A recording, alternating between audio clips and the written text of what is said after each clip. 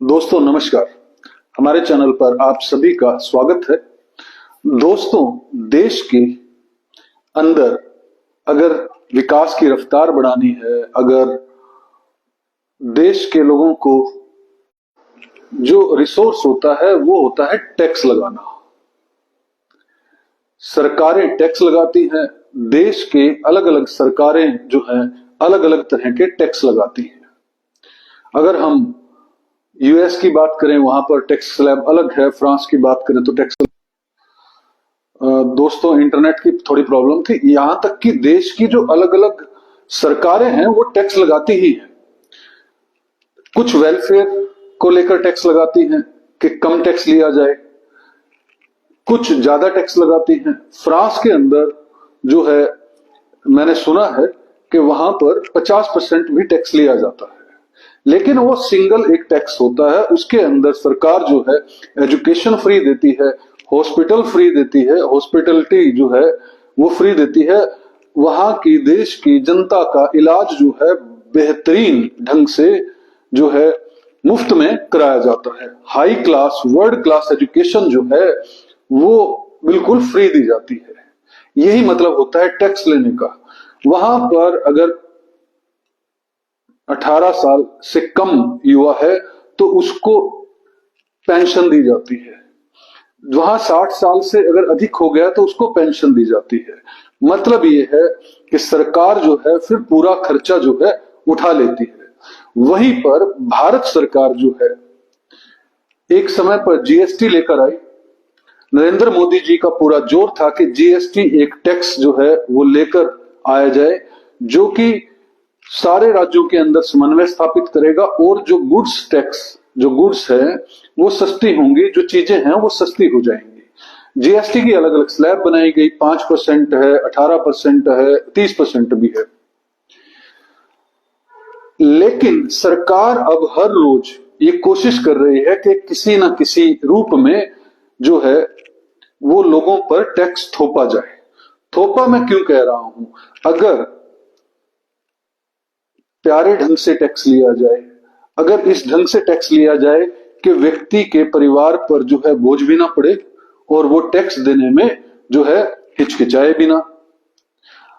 140-45 करोड़ की जो ये पब्लिक है, भारत देश की जो जनता है, इसके अंदर मात्र 2-3 करोड़ लोग ही सिर्फ जो है वो टैक्स देते हैं। ऐसा क्यों है? मैक्सिमम जो है वो टैक्स चोरी किया जाता है। ऐसा क्यों होता है? टैक्स चोरी दो ही तरह के लोग करते हैं। पहले जो सरकारों के साथ जो मिलकर है वो बड़े बड़े बिजनेसेस कर रहे हैं और वो टैक्स देना ही नहीं चाहते। दूसरा, जिसके पास में इतना पैसा ही नहीं है या उसने अपने बिजनेस से इतना पैसा कमाया ही नहीं कि वो टैक्स दे पाए। बहरहाल, मैं ये बात क्यों बता रहा हूं आपको?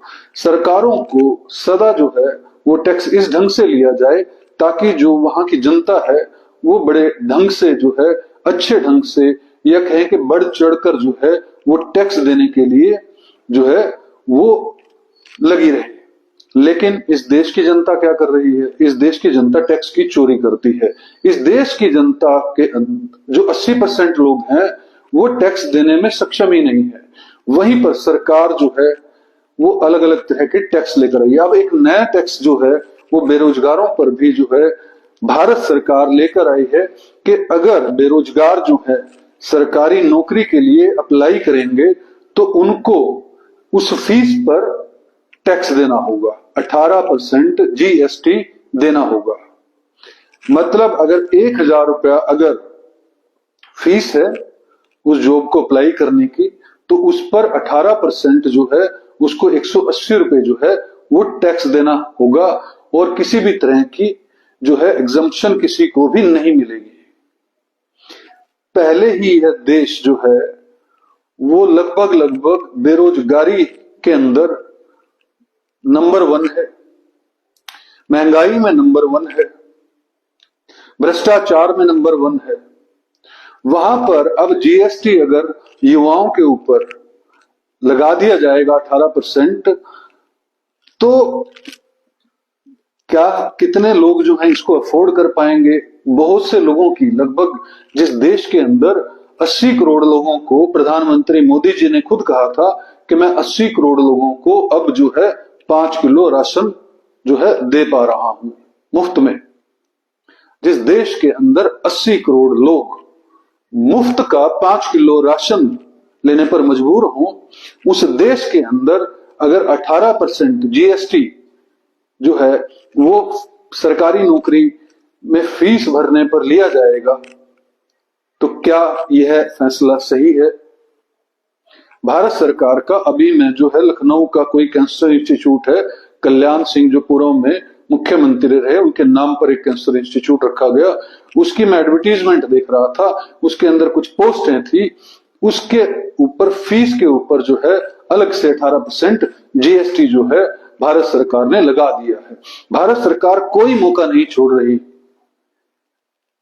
कि जनता का खून किस तरह से चूसा जाए। ये शब्द बड़े बेकार लगेंगे आपको और मोदी जी के भक्तों को शायद इससे बहुत दुख होगा, लेकिन मोदी जी के जितने भी जो मैक्सिमम अंधभक्त जिसको बोलते हैं, वो बिल्कुल ऐसे भक्त हैं जिनको ना तो एजुकेशन उनके पास में है, ना उनके पास बेसिक नॉलेज है, ना उनको देश की कोई पड़ी है, सिर्फ और सिर्फ उनको अंधभक्ति करनी है। तो इस बात का दुख होगा, लेकिन इस तरह के फैसले कहीं ना कहीं बेरोजगारों पर जो है बोझ है, बेरोजगारों के परिवारों पर बोझ है, क्योंकि बेरोजगार है उसके परिवार के लोग ही उसको जो है अप्लाई करवाएंगे अलग अलग जगह पर, भाई चलो ये सरकारी नौकरी निकली है यहां पर अप्लाई कर लो। तो ये जो एडिशनल जो बोझ है वो फिर से भारत सरकार ने बेरोजगार युवाओं पर डाल दिया है, बेरोजगार युवाओं के माता पिताओं पर डाल दिया है। वो किस तरह से जो है वो ये जो बढ़ाया हुआ जीएसटी है 18% जीएसटी जो बेरोजगार लोगों से जो है वो खून चूसकर वसूलेगी भारत सरकार, इसे किस तरह से भरेंगे? और इनको कोई दुख क्यों नहीं होता है, ये बार बार मेरे मन में ख्याल आता है या मैं चर्चा करता हूं किसी से कि जो नेता है, जो मुख्यमंत्री है, प्रधानमंत्री है, इनको क्यों दुख नहीं होता? ये ऐसे ऊट पटांग डिसीजन क्यों लेते हैं कि इस तरह से टैक्स वसूल लो, इस तरह से जनता से टैक्स वसूल लो, इनकम बढ़ाने की बजाय इस तरह के टैक्स क्यों लगाते हैं? क्योंकि इनको एक राजा महाराजाओं वाली सुविधा मिल रही होती है, करोड़ों रुपए के बंगले के अंदर ये रहते हैं, करोड़ों रुपए की गाड़ियों के अंदर ये घूमते हैं, लाखों रुपए की ये ड्रेसेस डालते हैं। इनको धीरे धीरे जो है, जब एक गरीब व्यक्ति भी जब पॉलिटिशियन बनता है, जब वो राजनीति में आता है, तो उसके मन में बहुत ऐसे विचार होते हैं कि मैं जो है ये पूरा का पूरा देश बदल दूंगा, प्रदेश बदल दूंगा, जनता को सुख दूंगा, अलग अलग तरह की सुविधाएं दूंगा। लेकिन जैसे ही वो राजनीति में सक्सेसफुल होने लगता है तो उसको सिर्फ याद आता है कि मेरी सुख सुविधाएं कितनी होनी चाहिए, मुझे मुख्यमंत्री बनना है, मुझे एमपी बनना है, मुझे पेंशन लेनी है, 5-5 बार पेंशन लेनी है। इस देश के अंदर ऐसे ऐसे कानून बनाए हुए हैं कि अगर विधायक या एमपी 5 बार एमपी बनेगा तो उसे 5 पेंशन मिलेंगी, 6 बार एमपी बनेगा तो 6 पेंशन मिलेंगी। और सरकारी नौकरी और प्राइवेट नौकरी वालों का तो हाल आप जानते ही हैं कि प्राइवेट, क्योंकि अगर आप में से प्राइवेट नौकरी कोई कर रहा होगा, कितनी खून पसीने की मेहनत से जो है वो नौकरी करता है, फिर कुछ कमाता है और उसके ऊपर फिर वो टैक्स दे रहा है। इस देश का अगर हम देखें तो हर एक व्यक्ति टैक्स दे रहा है, क्योंकि अगर हम एक चिप्स का पैकेट भी लेते हैं तो उसके ऊपर भी जीएसटी लगा हुआ है, टैक्स दिया जा रहा है। कितना टैक्स जो है वो इस देश की जनता से चूसा जा रहा है।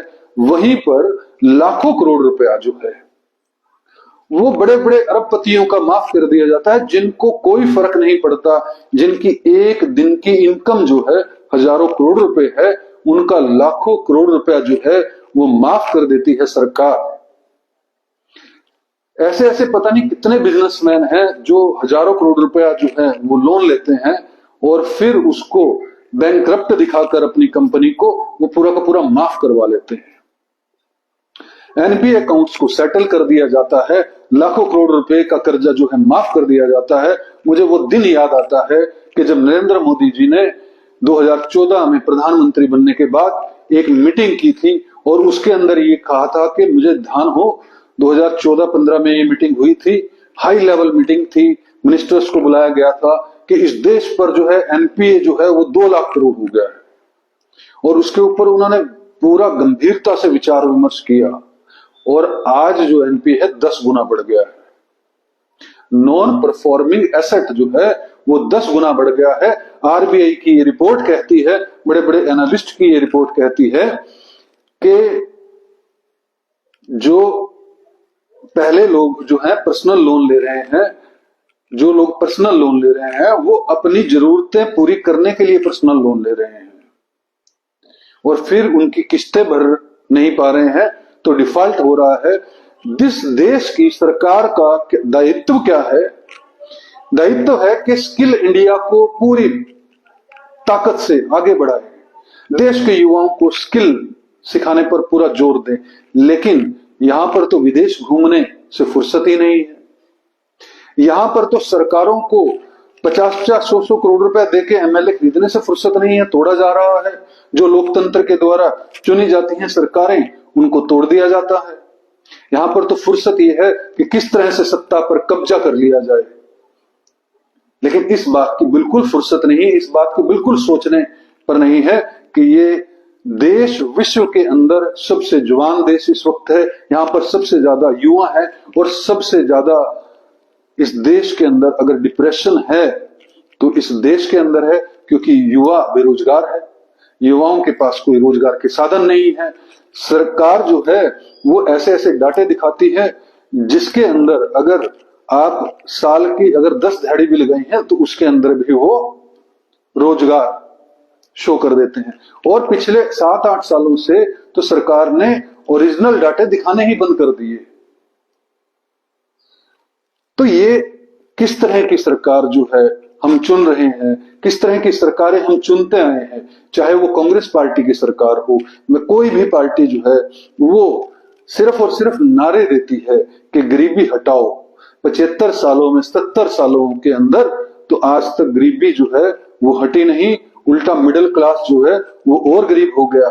और फिर इस तरह के फरमान जो है जो सरकारें लेकर आती हैं, तो इन सरकारों की निष्क्रियता का जो है वो साफ पता लगता है कि ये सरकारें कितनी निष्क्रिय हैं कि 10-10 साल शासन कर लेती हैं, कोई 50 साल शासन कर लेता है और वो इस देश की जनता को अच्छा भविष्य देने के सिर्फ सपने दिखाता है और ग्राउंड पर कोई भी काम नहीं करता, और करता है तो सिर्फ लिपापोती के लिए। जिस तरह से सरकारी डिपार्टमेंट की सड़कें बनती हैं कि अगर रोड़ा जो है वो 6 इंची 8 इंची डालना चाहिए, उसकी जगह 1 इंची डालेंगे, और अगर तारकोल की लेयर जो है वो अगर 1 इंची डालनी चाहिए तो 10 mm डालेंगे सिर्फ, या 2 mm डाल देंगे, सिर्फ तारकोल ऊपर से दिखा देंगे।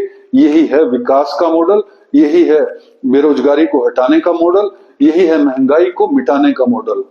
महंगाई को मिटाने का मॉडल इतना बढ़िया है कि महंगाई बढ़ती जा रही है। मैं कुछ दिन पहले मंडी के अंदर गया, मैंने जिंदगी में पहली बार जो है बैंगन 80 रुपए किलो सुने। होलसेल की मंडी के अंदर 80 रुपए किलो बैंगन बिक रहे हैं, प्याज 50 रुपए किलो, 60 रुपए किलो, 70 रुपए किलो, टमाटर 80 रुपए किलो। आम आदमी को जिस तरह से चाह रहे हैं उस तरह से सरकार जो है वो लूट कर खा रही है। मेरी समझ यही कहती है, मैं इस तरह के टैक्स लगाने का बिल्कुल विरोध करता हूं। मैं इस देश का नागरिक हूं, पत्रकार बाद में हूं। मैं पूर्ण रूप से विरोध करता हूं और मैं चाहता हूं कि आप भी जो बेरोजगारों के जो ये फॉर्म भरने की फीस पर जो 18% जीएसटी लगाया है, आप भी इसका विरोध करें। दोस्तों, कमेंट के माध्यम से जरूर बताइएगा, क्या मोदी सरकार ने, भारत सरकार ने ये ठीक किया कि बेरोजगारों के फॉर्म भरने की फीस पर 18% जीएसटी लगा दिया? आपकी नजर में यह है, आप कैसे देखते हैं? हमें कमेंट के माध्यम से जरूर बताइएगा। वीडियो को लाइक और शेयर जरूर कीजिएगा और हमारे चैनल को सब्सक्राइब कीजिएगा। जय हिंद, जय भारत।